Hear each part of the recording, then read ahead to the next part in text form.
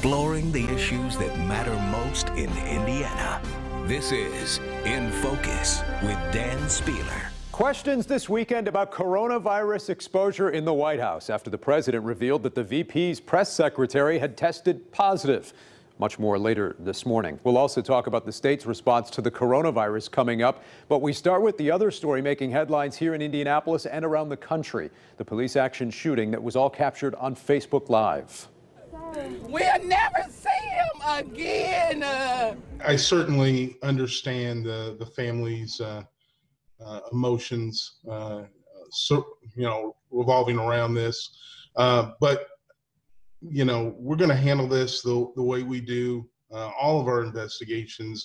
Whether people choose to believe it or not, it is going to be a fair and transparent investigation.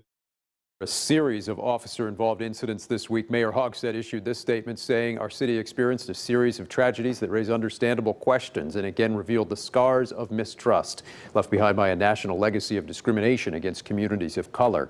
He promised a full investigation. The Marion County prosecutor and Indiana Black Legislative Caucus asking for an external investigation. Congressman Andre Carson said there's a lot we're still learning about the police shooting, but here's what we know for sure.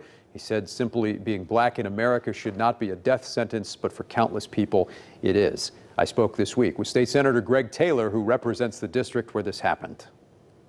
Had the opportunity to speak to one of the family members of the victim of the shooting. And right now, I think it's a time, it's a very bad time anytime something like this happens. But what we have to understand as a community is that a lot of people are frustrated right now just simply by the fact that we're in this COVID-19 situation.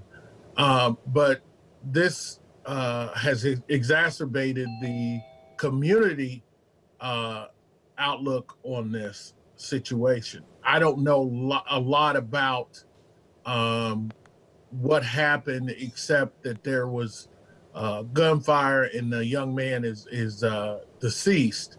But we've got to come together as a community to address these issues. And I think we have to have swift and thorough transparency in the investigation, and then we go from there. And you have called for body camera legislation at the state level. Why haven't we seen that come to fruition more fully? Is it purely a cost issue?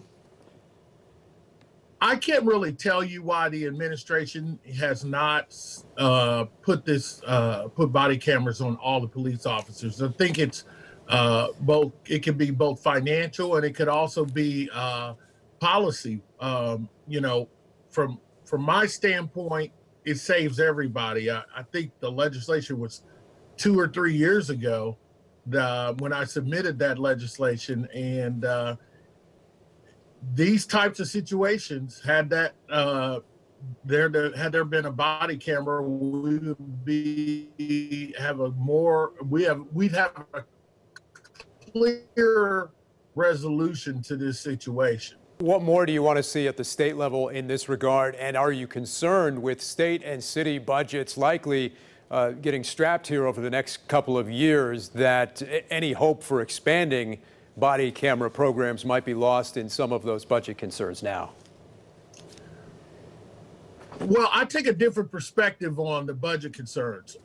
Nobody wants to talk about the fact that if you had a camera on every police officer in an incident where they're either called into pursuit or anything like that, the benefit to that is you would probably have less lawsuits. I want to ask you about the state's response to the coronavirus crisis as well. And to some extent, there's been some police involvement too in terms of what do we do as a state in terms of actually enforcing some of these guidelines that have been put in place. Do you think we should be doing more in that regard?